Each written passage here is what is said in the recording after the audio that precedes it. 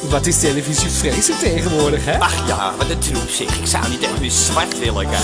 Vroeger. Toen was het leuk. Ja, met zwiebertje en zo. Oh, dolletjes. En daar nu ons. Televisielied.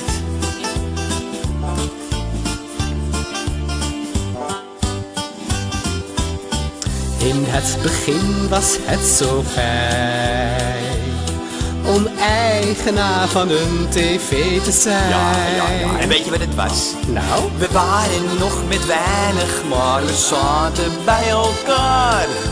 Want in elke straat had er wel één een exemplaar. Dus dan keek je daar. De tijd van dappere Dodo is voorgoed voorbij. Hij is oud, dus hij heeft al jaren vrij. Nooit de kleine waarheid of de kleine zielen. Ja, het stiefbeen en zo buitengewoon. McGrath of top of flop.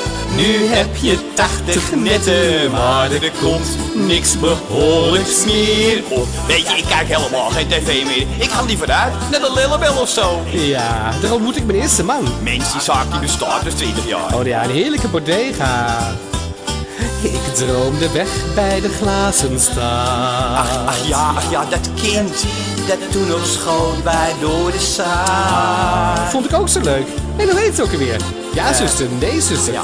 Met opa en de trips. Ja. En dan dat gezwaai van lieve tante Honey Lips.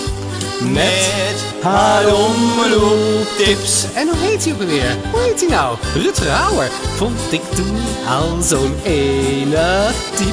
En hij keek nog om als je Ja. Floris riep. Het schaap met de 5 poten, Henk en Teddy Scholten. Ja, het klop op de deur. Was dat al in kleur? Ik weet niet, maar je zat er krop. Nu heb je 80 netten, maar er komt niks behoorlijks meer op.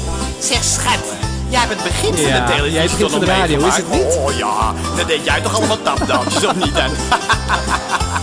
Au.